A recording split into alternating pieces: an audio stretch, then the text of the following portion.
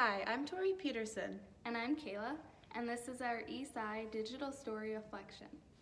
I did not know what to expect at the beginning of the semester. At first, I thought the class would be about lesson planning for science classes. I was not excited for the class. I always found maths and sciences to be rather difficult and boring. Like Kayla, I also thought the course would focus on lesson planning and teaching students science and experiments. The first Creative Journal blog posts made me feel very lost.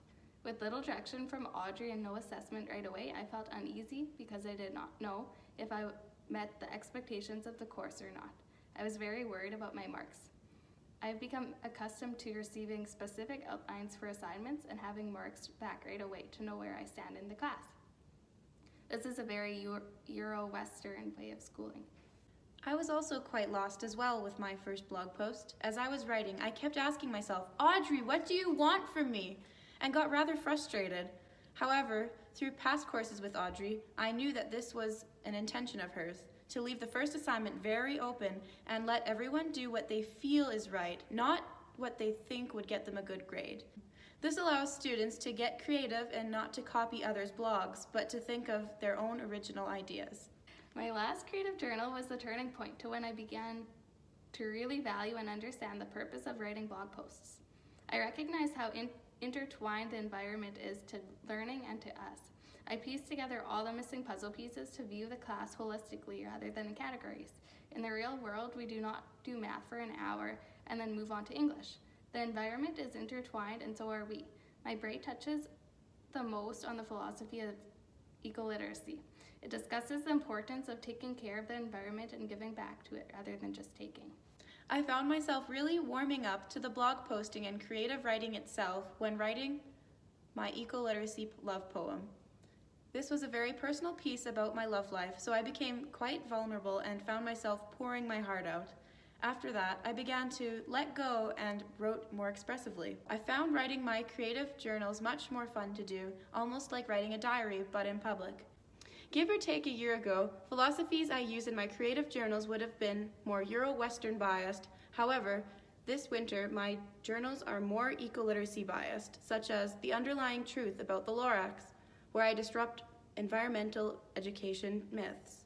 Some of my posts, however, are more Euro-Western biased with a hint of eco-literacy, such as the time where I felt close to the environment, where I was very shy at the beginning of the class about sharing with the class that I was a vegetarian and had a different opinion than others, so I backtracked and began typing what I think people would like to read. The course readings were very meaningful and helpful to me. They helped put into perspective the goal of the class to disrupt the Euro-Western dominated way of knowing. Kimmer states, "The land is a real teacher." This is a different way of viewing the world.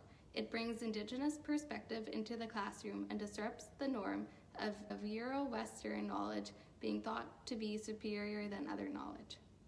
In David Orr's What is Education For? Text, he states that all education is environmental education. This is an example of the philosophy pedagogy regarding eco-literacy. Everything is connected to the environment, therefore everything is environmental education. There are 4 forms of inquiry that are commonly used in inquiry-based instruction: confirmation inquiry, structured inquiry, guided inquiry, and open inquiry. The inquiry philosophy pedagogies are important because they guide what and how students learn in the classroom. Our class with Audrey can be examples of different types of inquiry. Audrey uses both open and guided inquiry with our class.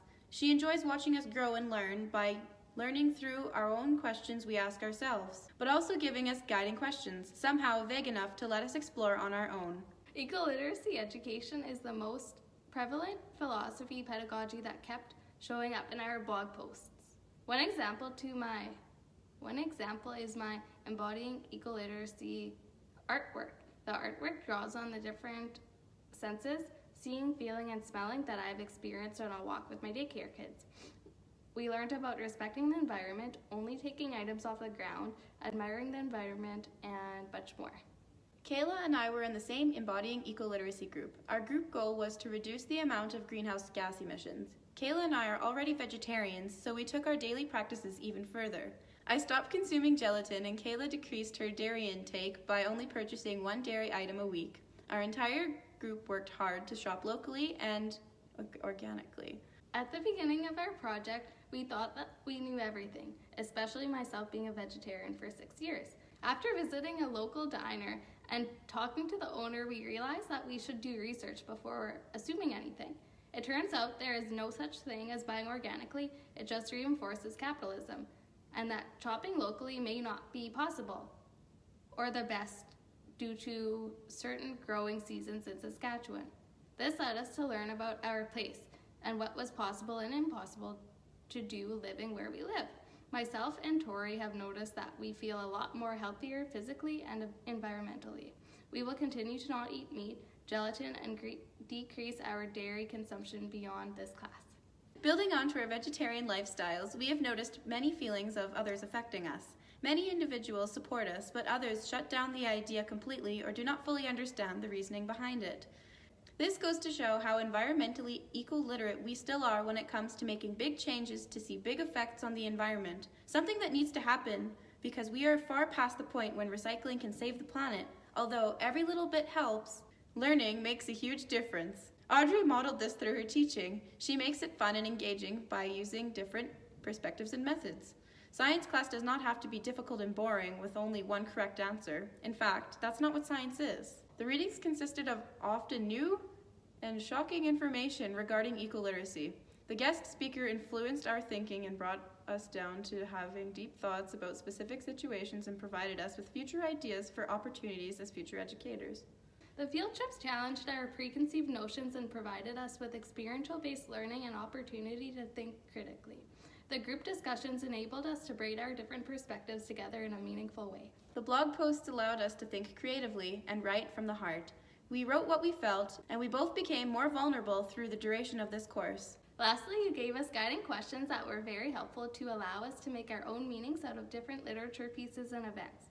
You did not teach us what to think, but rather how to think in a very eco-literate way. Thanks for taking us through a journey of learning eco-literacy, pedagogies, and many other aspects in environmental education. You have once again expanded my outlooks and perspectives. We enjoyed having you as our teacher. Thanks for watching.